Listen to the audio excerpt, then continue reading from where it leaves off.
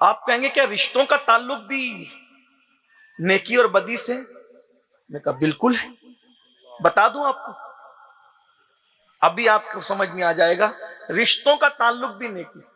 اور یہ بھی بتا دوں، اگر کافر بھی نیکی کرے، نیکی کی برکت سن لو، اگر کافر بھی نیکی کرے تو اس کی نیکی کا بدلہ اللہ اس کو دنیا میں دے دیتا ہے. کافر ہونے کی وجہ سے آخرت میں تو اس کو کچھ نہیں ملنا، لیکن دنیا میں اس کو مل جاتا ہے. آپ کو سناتا ہوں اور کیسے اچھے رشتے آتے ہیں. کافر کی نیکی کا صلہ دنیا میں کیا ملتا ہے وہ سن لیں. ایک شخص ہے جس کو دنیا نو شیروان کہتی. سنا نو شیروان کا نام؟ نو شیروان. لوگ اس کو عادل کہتے ہیں. لوگ، میں نہیں کہہ رہا ہوں، لوگ اس کو عادل کہتے ہیں. بہت عدل کرتا تھا، لوگوں کے ساتھ اچھا سلوک کرتا، لوگ اس کو عادل کہتے. نو شیروان تو عدل کر کے لوگوں کے قول کے مطابق مر گیا. اس کا بیٹا یزدجرد، اس کی 3 بیٹیاں تھیں. مسلمانوں کے ساتھ جنگ ہوئی، ایران کی جنگ. وہ جنگ میں بھاگ گئے، جنگ چھوڑ کر کے ہار گئے. تو سینکڑوں عورتیں اور وہ 3 بیٹیاں کنیز بن کر ایران سے مدینہ منورہ لائی گئی. اب دیکھنا نیکی کا صلہ. ایران تو آ گئی. آنے کے بعد وہ 3 بیٹیاں تھی بڑی خوبصورت، چونکہ بادشاہ کی بیٹی تھی. ایران میں یوں بھی اللہ نے مصر میں، ایران میں، عراق میں حسن موجود ہے، آپ دیکھتے رہتے ہیں. آج اتنی خوبصورتی ہے تو اس وقت آج سے تقریباً 1400 سال پہلے کتنا حسن ہوگا. تو بڑی خوفی، وہ بھی بادشاہ کی بیٹیاں کتنی خوبصورت رہی ہوگی. 3 بیٹیاں سونے سے لدی ہوئی ہیں. امیر المومنین نے 3 بچیوں کو دیکھا، کہا یہ کون ہے؟ کہا یہ بادشاہ کی بیٹیاں ہیں. کہا ان کو بیچ دو. مولا کائنات نے کہا امیر المومنین، اسلام یہ کہتا ہے کہ جو دنیاوی اعتبار سے عزت دار ہیں ان کو دین میں بھی عزت دی جائے گی. یہ ایسے بیچی نہ جائے گی، اور اگر بیچنا ہی ہے تو مجھے بیچ دیں. فاروق اعظم نے کہا آپ نے کبھی دلچسپی نہیں لی، آج دلچسپی لے رہے تو آخر کریں گے کیا؟ کہا کیا کروں گا، یہ بادشاہ کی بیٹی ہے، عزت دار تھی نا ظاہری طور پہ دنیا میں، تو اب دین میں بھی ان کو عزت دوں گا. کہا وہ کیسے؟ کہا ایک کو ابو بکر صدیق کی بہو بناؤں گا، ایک کو عمر ابن خطاب کی بہو بناؤں گا، اور ایک کو میں اپنی بہو بناؤں گا.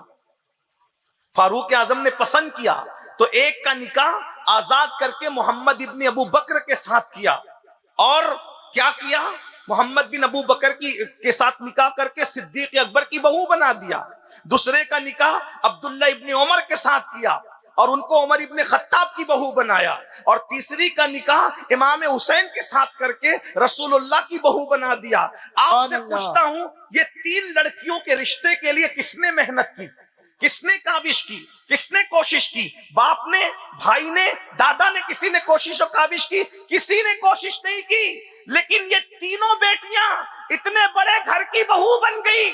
کتنے بڑے گھر کی، اللہ اکبر، جو گھرانہ جنتی گھرانہ ہے اس گھرانے کی بہو بنی. وجہ دادا نے کفر میں نیکی کی تھی، دنیا میں اللہ نے صلہ یہ عطا کیا، بغیر کوشش کے اتنے بڑے گھرانے کی 3 بیٹیوں کو بہو بنا دیا. اور اللہ اکبر، پھر جس سے محمد ابن ابو بکر سے جو بیٹا پیدا ہوا اسے قاسم کہتے ہیں، اور وہ قاسم سسر بنے امام محمد باقر کے، اور قاسم کے گھر جو نواسہ پیدا ہوا وہ سیدنا امام جعفر صادق کی شکل میں پیدا ہوا. سبحان اللہ، سبحان اللہ، سبحان اللہ.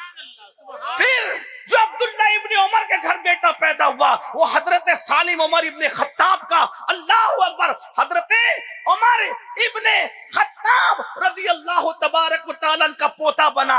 اور اس سے جو بیٹی پیدا ہوئی اس سے پہلی صدی کا مجدد حضرت عمر ابن عبدالعزیز کی پیدائش ہوئی. اور اس کے بعد جو امام حسین کی بہو بنی اس سے جو شہزادہ پیدا ہوا اسے دنیا سید سجاد، عابد کربلا، امام زین العابدین کی حیثیت سے جانتی ہے.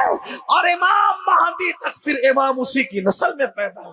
نعرہ تکبیر، نعرہ رسالت، ان سے غریب نواز. اگر کافر نیکی کرے تو دنیا میں نیکی کا صلہ یہ ملے کہ اس کی بیٹیاں اتنے بڑے گھرانے کی بہویں بن جائیں. اگر مومن نیکی کرے تو اس کی کیا برکت ملے. رشتے کی اوقات کیا ہے؟ نیکی کر کے تو دیکھو. رشتے کی اوقات کیا ہے؟ نیک بن کے تو دیکھو. روزی کی حیثیت کیا ہے؟ نیک بن کے تو دیکھو. عزت کی حیثیت کیا ہے؟ نیک بن کے تو دیکھو. اللہ کے بن جاؤ, ساری نعمتیں قدموں میں چل کر آئے گی. لیکن ہم اس کے لیے تیار نہیں ہوتے. گناہ گناہ گناہ, جہاں گناہ ہے وہاں فنا ہے, اس لیے